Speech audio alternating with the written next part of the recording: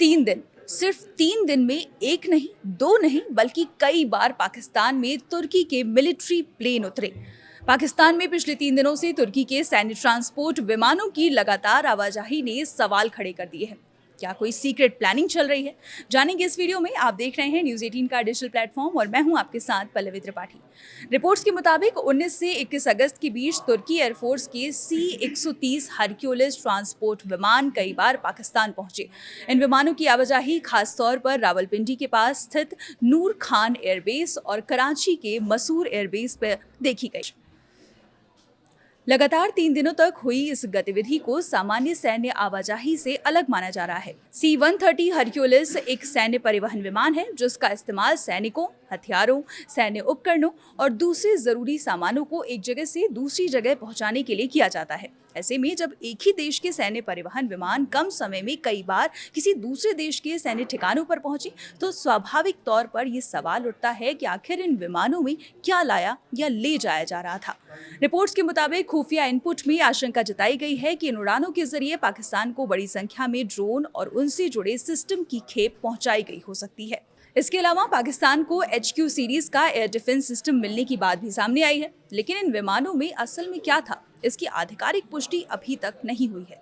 तुर्की और पाकिस्तान के बीच रक्षा सहयोग कोई नई बात नहीं है। दोनों देशों के बीच सैन्य और रक्षा क्षेत्र में पहले से करीबी संबंध है।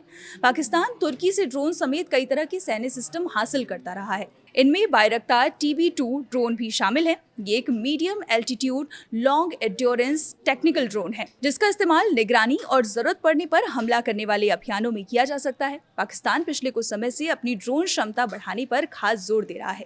इसके पीछे कई रणनीतिक कारण बताए जा सकते हैं। इनका इस्तेमाल निगरानी, सीमा पर नजर रखने, खुफिया जानकारी जुटाने और कुछ परिस्थितियों में सटीक हमले के लिए किया जाता है। ऐसे में पाकिस्तान ज्यादा संख्या में UAV, लॉन्ग एंड्योरेंस ड्रोन और लॉइटरिंग म्यूनिशन सिस्टम हासिल करने की कोशिश कर रहा है।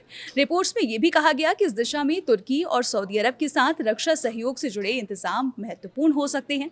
अब सवाल ये है कि तुर्की के विमान नूर खान और मसूर एयरबेस पर ही बार बार क्यों पहुंचे। दोनों ही पाकिस्तान के महत्वपूर्ण सैन्य ठिकानों में गिने जाते हैं।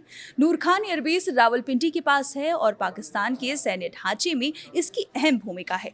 वहीं मसूर एयरबेस कराची में स्थित है। इन दोनों जगहों पर तुर्की के सैन्य परिवहन विमानों की लगातार मौजूदगी ने इस गतिविधि को और ज्यादा चर्चा में ला दिया है। तुर्की के साथ बढ़ता सैन्य सहयोग पाकिस्तान के लिए इसलिए भी जरूरी है क्योंकि आर्थिक मुश्किलों के बावजूद वह अपनी रक्षा क्षमताओं को मजबूत करना चाहता है। दूसरी तरफ तुर्की भी रक्षा क्षेत्र में अपनी तकनीक और सैन्य उत्पादों के एक्सपोर्ट को बढ़ा रहा है। दोनों देशों के बीच ड्रोन और दूसरे रक्षा उपकरणों को लेकर सहयोग इसी रिश्ते का हिस्सा है। लेकिन इस पूरे घटनाक्रम में सवाल यही है कि 19 से 21 अगस्त के बीच तुर्की के C-130 विमानों ने वास्तव में पाकिस्तान तक क्या पहुंचाया। रिपोर्ट्स में ड्रोन और एयर डिफेंस सिस्टम की आशंका जरूर जताई गई है, लेकिन इसकी स्वतंत्र और आधिकारिक पुष्टि नहीं हुई है। फिलहाल इतना जरूर है कि सिर्फ 3 दिनों के अंदर तुर्की के सैन्य विमानों की कई उड़ानों ने पाकिस्तान की रक्षा तैयारियों को लेकर नई चर्चा शुरू कर दी है। अगर इन उड़ानों के जरिए वास्तव में ड्रोन और एयर डिफेंस उपकरण पहुंचाए गए तो इससे पाकिस्तान की हवाई और ड्रोन क्षमता में बढ़ोतरी हो सकती है। आगे अपडेट्स के लिए बने रहिए हमारे साथ और देखते रहिए न्यूज़ 18।